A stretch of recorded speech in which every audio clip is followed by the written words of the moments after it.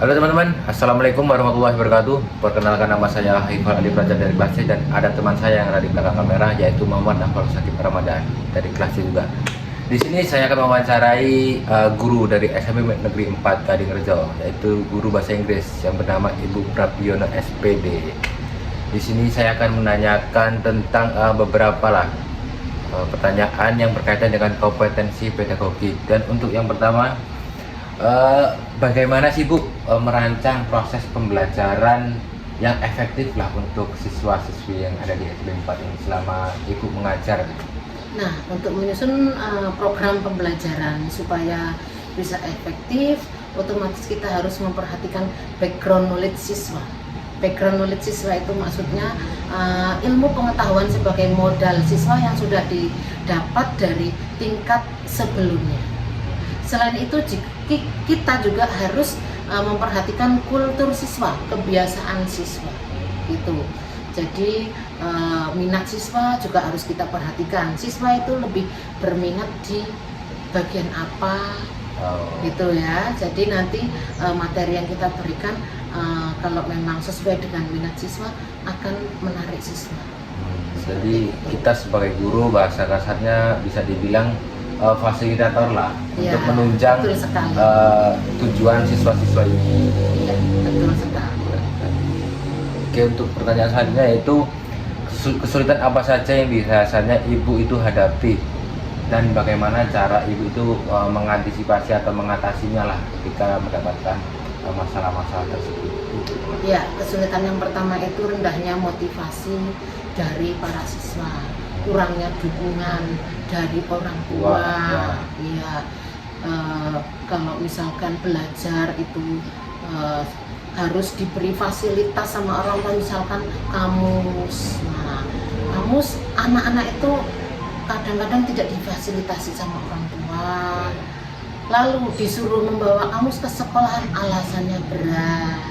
Nah, itu cara mengatasi untuk hal tersebut. Otomatis kadang-kadang saya akan seandainya ada murid yang melanggar aturan yang sudah disepakati bersama untuk pelajaran bahasa Inggris, saya akan memberikan denda dengan membawa kamus. Nah, kamus saya kumpulkan sehingga kamus bisa terkumpul agak banyak, maka kamus itu akan bisa digunakan untuk belajar bersama. Seperti itu. Lalu permasalahan yang kedua itu, siswa itu terkadang merasa kurang percaya diri untuk mengungkapkan ide-ide dan gagasannya. Malu. Disuruh bertanya, ada yang kurang jelas, diam aja, malu. Otomatis guru tidak tahu murid ini paham atau tidak, paham atau belum. Seperti itu. Begitu juga dengan teman yang lainnya. Teman saya sebelah saya ini sebenarnya tahu apa enggak tuh? Itu enggak ngerti, karena mereka itu banyak yang merasa malu untuk mengatakan, untuk mengungkapkan suatu hal. Iya, sesuatu hal apapun itu. Dan untuk pertanyaan selanjutnya itu, bagaimana cara Ibu mengaitkan materi pelajaran dengan dunia nyata untuk mengaplikasikanlah ke dunia nyata itu seperti apa? Oke, kalau misalkan karena saya mengajar bahasa Inggris ya, saya mengajarkan simple present tense. Simple present tense itu kan untuk salah satunya kegunaannya untuk mengemukakan kebenaran umum. Kebenaran umum misalkan otomatis saya akan kaitkan dengan contoh yang benar-benar real di kehidupan nyata. Misalkan the sun rises from the earth. Matahari terbit dari timur. Itu adalah kehidupan nyata. Jadi itu salah satu contohnya.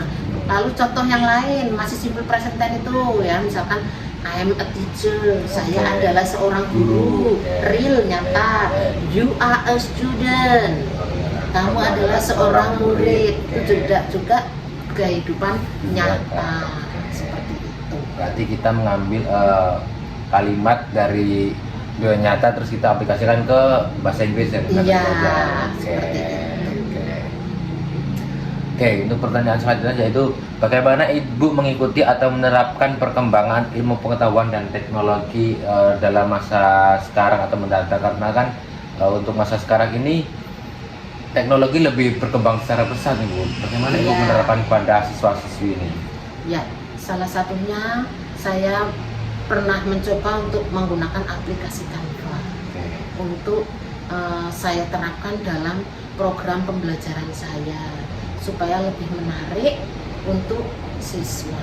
Seperti itu, misalkan Canva saya buat untuk membuat konten YouTube.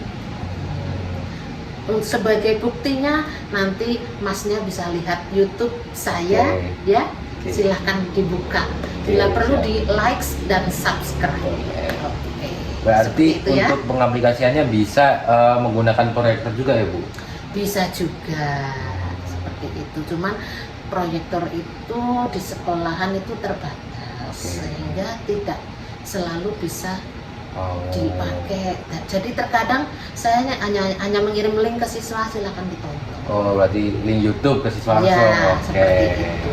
Oke, yang selanjutnya itu bagaimana cara Ibu mengendalikan emosi dalam menghadapi siswa-siswi, karena kan kadang siswi ini membuat kita emosi, membuat kita jengkel. Bagaimana Ibu mengontrol emosi Ibu itu di depan para siswa-siswi ini? Oke, terkadang kita mengajar itu kalau sudah agak berapa lama siswa itu merasa jenuh, ya. Betul. Jenuh. Kalau mereka sudah merasa jenuh, mereka otomatis mungkin akan ya membuat ulah yang bisa membuat guru jengkel. Betul. Maka saya akan berkata, oke, stop dulu, kita jeda sebentar, kita breaking ice, oke? Salah satunya dengan cara seperti itu. Berarti untuk mencairkan suasana lah. Ya, betul sekali, biar menghilangkan kejenuhan. Oke, untuk pertanyaan terakhir, bagaimana cara Ibu dalam berkomunikasi baik dengan siswa, sesama guru, dan orang tua atau wali murid? Kalau dengan siswa, saya tidak akan membeda-bedakan siswa yang pinter, siswa yang sedang, atau siswa yang kurang pinter sekalipun, ya. Saya tidak akan membeda-bedakan, semuanya saya anggap sama.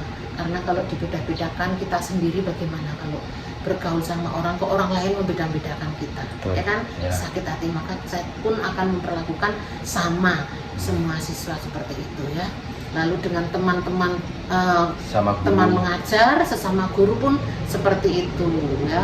Kita sering sharing, sering komunikasi, semua diajak sharing, semua saya ajak sharing, nggak beda-bedakan apa itu yang senior, apa itu yang junior.